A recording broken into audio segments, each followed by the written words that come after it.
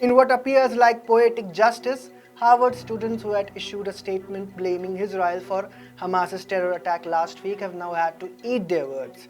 From corporate heads denying jobs to actually offer letters being rescinded, the students have received a heavy backlash for being terror sympathizers and apologists. However, the ones who romanticize revolutions and communist ideologies as students or student union will quickly bow down to capitalists when it comes to jeopardizing their own career. Here is what happened. On 7 October, Hamas terrorists launched an attack on Israel. Thousands of rockets were fired and they infiltrated and massacred hundreds of Israeli citizens. The world was condemning the killings by Hamas terrorists, but just after 2 days, 34 student unions in Harvard issued a statement.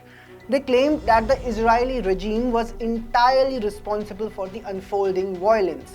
The letter was signed by Harvard Palestine Solidarity Community and co-signed by other student unions. The news spread, leading to a heavy outpour of criticism on social media.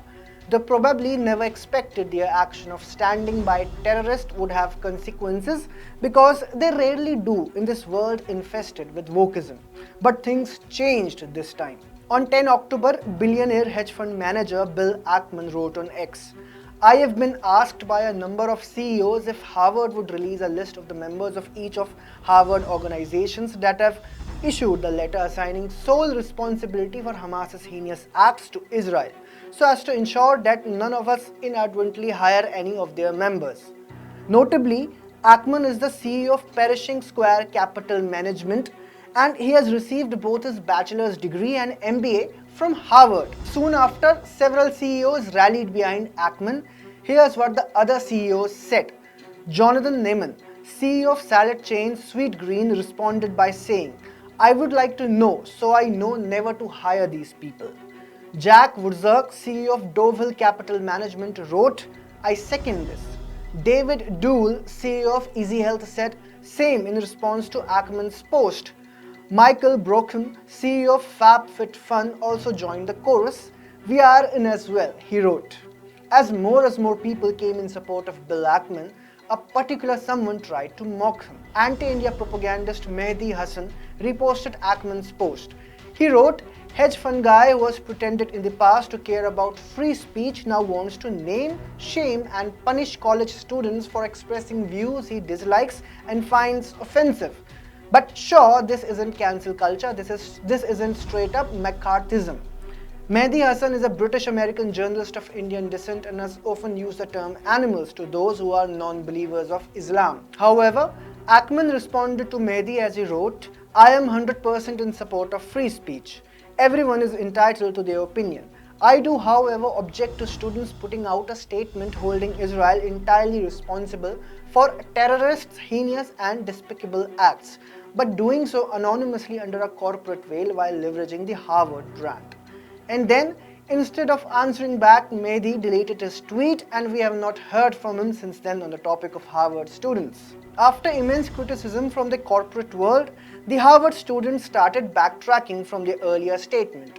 Danielle McCallion, the former Harvard Student Group board member who signed the letter, stepped down from her position. In a thread on X, she said that the decision to sign the letter was egregious and apologized for the pain her actions caused. She further claimed that she signed the letter without seeing it. A Harvard law student signed a document without seeing it. And these people will then charge thousands of dollars to draw up other legal papers. Several student unions gave a public statement apologizing for their previous stance. Two such student unions, Harvard Undergraduate Nepali Student Association and Harvard Ghungru, posted on Instagram as they informed about retracting their signatures from previous statement. After this, the letter was initially updated to discard the names of those who retracted their support. Afterwards, the original Google Docs file was removed from its URL. On 11 October, a truck drove around Harvard's campus displaying the names and faces of the students. Giant video screens hung on the sides and back of the truck displaying words "Harvard's leading anti-Semites." Non-profit news watchdog Accuracy in Media was behind the truck.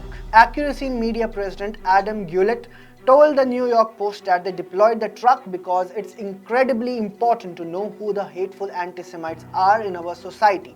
and it's important for people to know that their actions have consequences.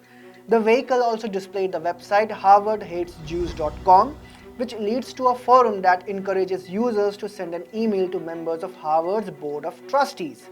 Each and every one of these students should be expelled and their student organization should be kicked off campus, the website says. This entire episode is a lesson for students around the world that actions have consequences. Play stupid games, get stupid rewards. Imagine law students coming up and admitting to the world that they did not read the paper before signing it. And while you do have the right to free speech, so do the corporates and your future employers who may not want terror sympathizers in their team. If you like this video, kindly subscribe to our YouTube channel and also do not forget to follow us on Facebook, Twitter and Instagram.